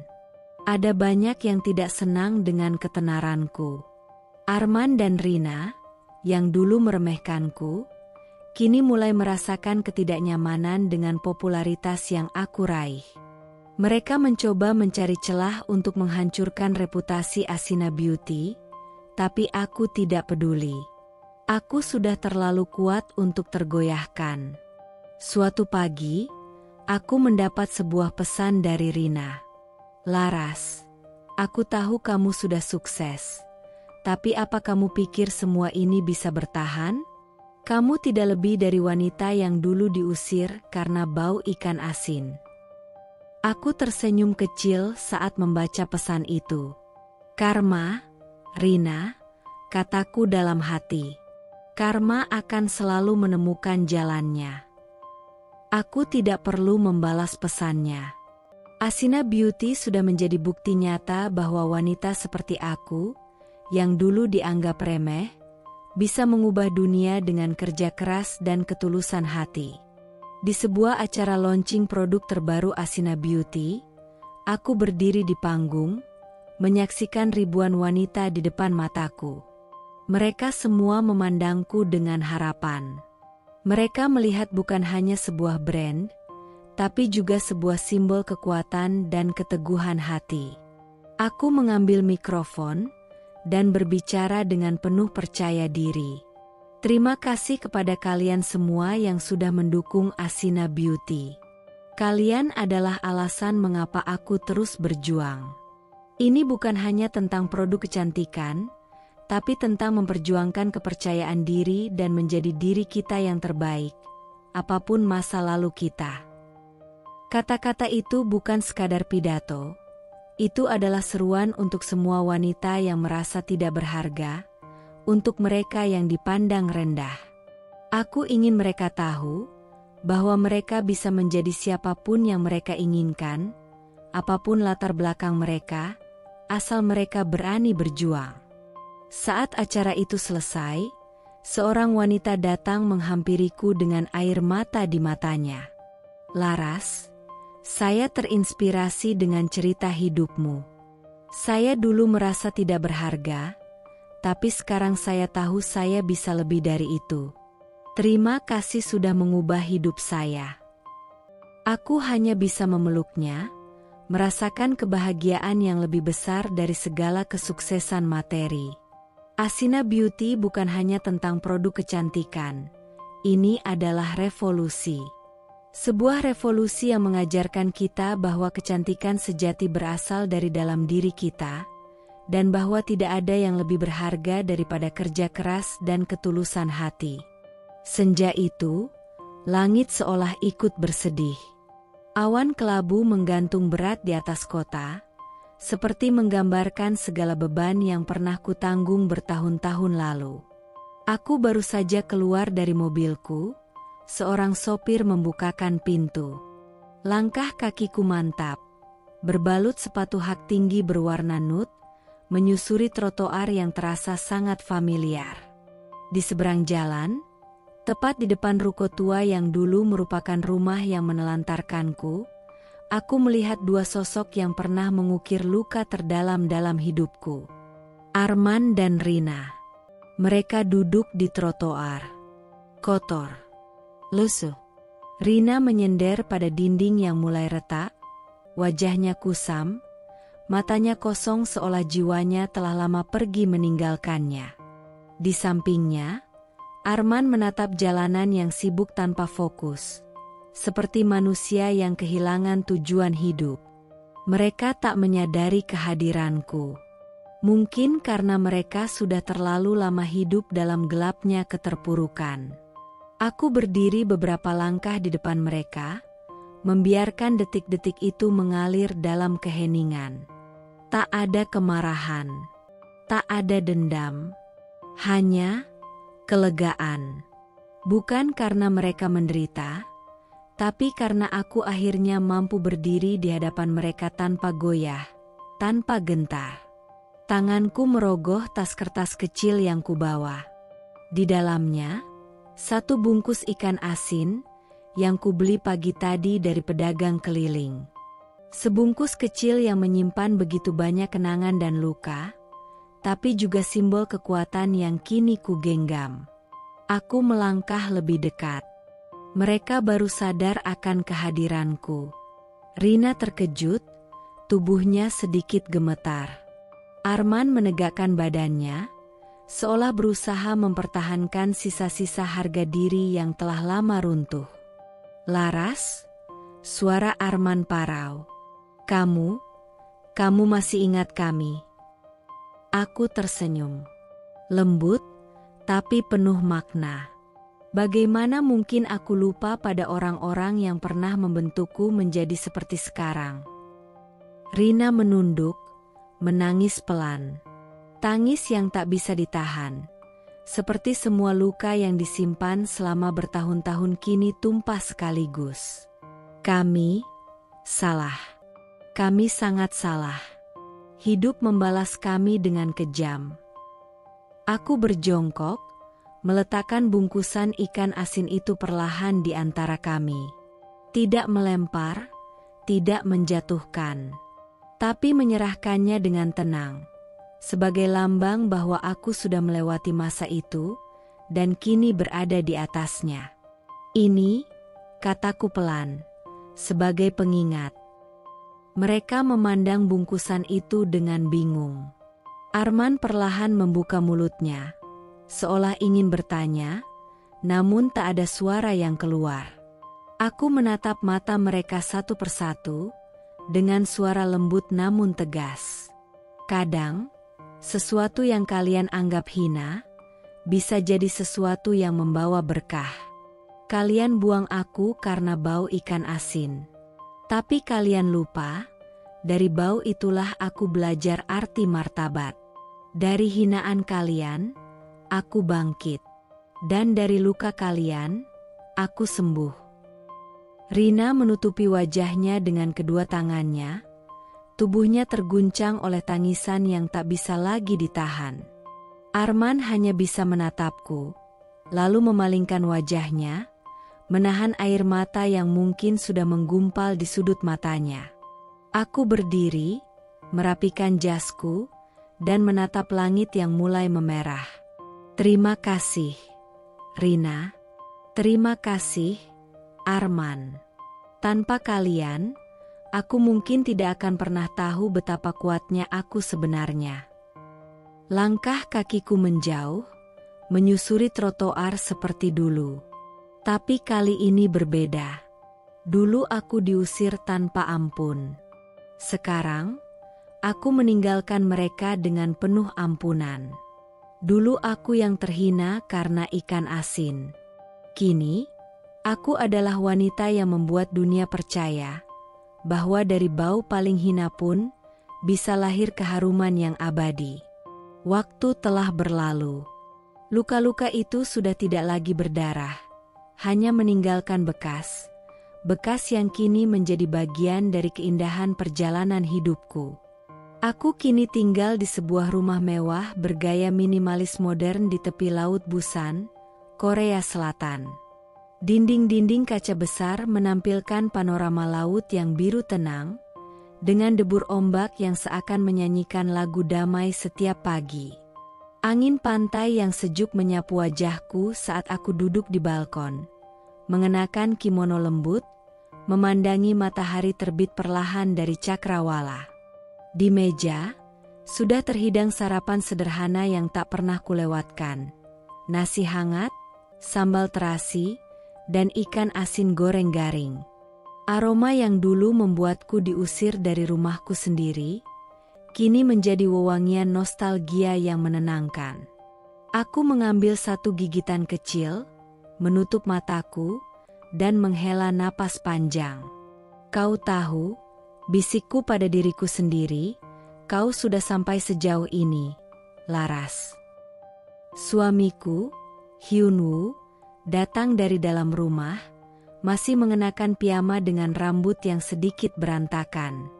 Lelaki itu bukan hanya pasangan hidup, tapi juga penopang hatiku saat dunia dulu masih menolak keberadaanku. Dulu dia hanyalah guru bahasa Korea yang sabar mengajariku alfabet Hangul dengan suara pelan dan mata penuh kasih. Kini, dia adalah rumah tempat jiwaku pulang. Ia mencium keningku sambil tersenyum, lalu duduk di sampingku. Masih dengan ikan asin, godanya dengan aksen Indonesia yang masih terdengar lucu. Aku tertawa pelan. Tentu saja. Ini pengingat bahwa dari bau yang dulu dihina, aku bisa bangkit dan harumkan dunia. Kami makan bersama, diiringi suara laut dan angin yang lembut, sementara jauh di dalam diriku, aku tahu satu hal yang pasti. Aku tidak lagi didefinisikan oleh masa laluku, tapi oleh bagaimana aku bangkit darinya. Setelah semua penderitaan, pengkhianatan, dan kehancuran, aku bisa duduk di sini, di tempat yang damai, dalam pelukan cinta yang tulus, dan berkata dengan yakin, aku berhasil. Aku menatap pantulan wajahku di jendela kaca, bukan lagi wanita yang terisak dalam hujan, bukan wanita yang diusir tanpa ampun, tapi wanita kuat, elegan, dan tak tergoyahkan. Dan ya, pada akhirnya, bau ikan asinlah yang membawaku pada kejayaan. Bukan karena harum yang dipaksakan, tapi karena aku mencintai diriku, utuh, dengan semua luka dan baunya. Dalam hidup ada karma perbuatan yang harus kita tanggung. Kebaikan yang kita lakukan akan berbalas kebaikan, begitupun sebaliknya, keburukan yang kita lakukan, maka keburukan pula yang akan kita terima sebagai balasan. Cerita ini menunjukkan bahwa hinaan dan pengkhianatan bisa menjadi bahan bakar terkuat untuk bangkit dan membuktikan nilai diri. Tokoh utama yang dulu dianggap hina karena bau ikan asin dan dianggap tak berguna karena tak bisa memberi keturunan, justru menjelma menjadi sosok sukses, mandiri, dan dihormati. Sementara suami dan sahabatnya yang dulu sombong dan menghina, akhirnya menerima karma yang setimpal, dikhianati, hidup dalam kesulitan, dan menyaksikan orang yang mereka injak justru melampaui mereka dalam segala hal. Cerita ini menegaskan bahwa harga diri tidak ditentukan oleh penampilan atau kemampuan melahirkan, tetapi oleh kekuatan hati dan tekad untuk bangkit. Akhir cerita memberikan kepuasan emosional bagi pembaca. Melihat orang yang disakiti mendapatkan keadilan, dan mereka yang menghina mendapatkan balasan. Sebuah kisah yang menginspirasi bahwa tidak semua luka harus dibalas dengan amarah. Kadang, kesuksesan adalah balas dendam paling elegan.